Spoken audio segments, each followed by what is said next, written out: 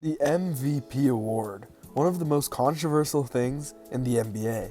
I feel like every single year people are having heated debates over who deserves to win the award.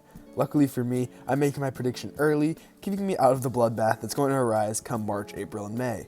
Now, going into the season, we never really know what's going to happen, but assuming health, Luka Doncic will be your 2023 NBA MVP.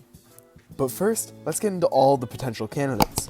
Obviously, I consider Luka Doncic a potential candidate, but what about the others who Luka will be up against? First, we have probably the next most likely to win, Joel Embiid. He's been finishing top 3 for a few years now, and I think that will happen again. Then, there's Steph Curry, always a candidate with his stellar numbers and top team. There's also Giannis, already taken home the MVP twice, and is my pick for best player in the league. We also have the reigning back-to-back MVP, Nikola Jokic. His team is looking scary this year, and he's always going to fill that stat sheet and get the advanced stat nerds going. Then, there's my dark horse candidate, Jason Tatum. Now that might sound like a reach, considering he's not even really a top 10 player, if you ask some people, but hear me out. I think the Celtics, as well as Jason Tatum especially, have a fire under them now after that finals loss. If him and the Celtics can have the same production as they did to end last season for all of the year, they will have lots of wins, and Jason Tatum will have lots of stats.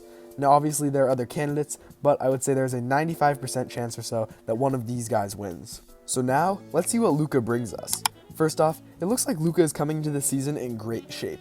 Luka generally has come into the season out of shape, and it takes him a while to really get to his top form.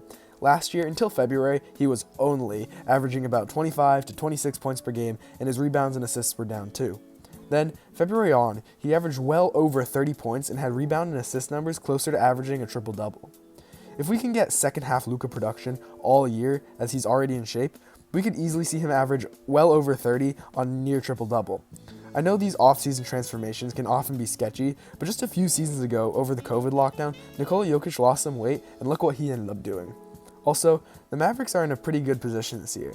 Sure, they won't be the 1 or 2 seed, but I think the days of the MVP having to be on the 1 or 2 team is gone, especially considering how close some of the standings have been.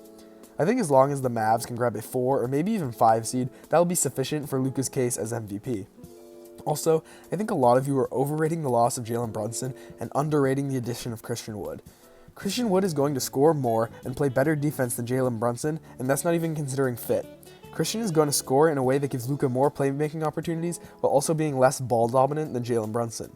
I think him and Luka will be an insane pick and roll duo with both them and the team benefiting. Now, we know Luka can put up insane numbers, but at the end of the day, if someone does better, he can't win MVP. So now, we're going to go over what makes some of these players less likely to win than Luka Doncic. First, we'll start with the least likely, Jason Tatum.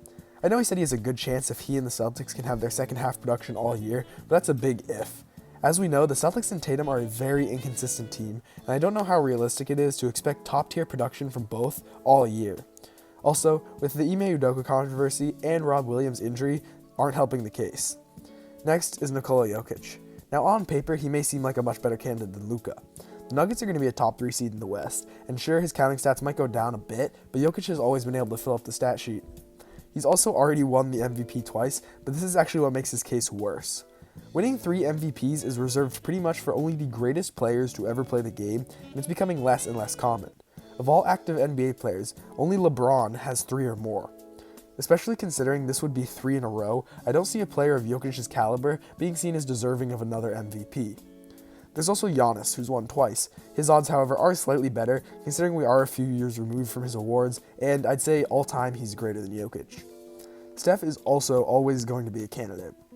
Last year, he came out really strong, trying to prove everyone wrong, and then he kind of cooled off as the record came and even after. The problem for him this year is the fact that he's coming off a championship. He's not going to have the same fire he had last year or in previous years.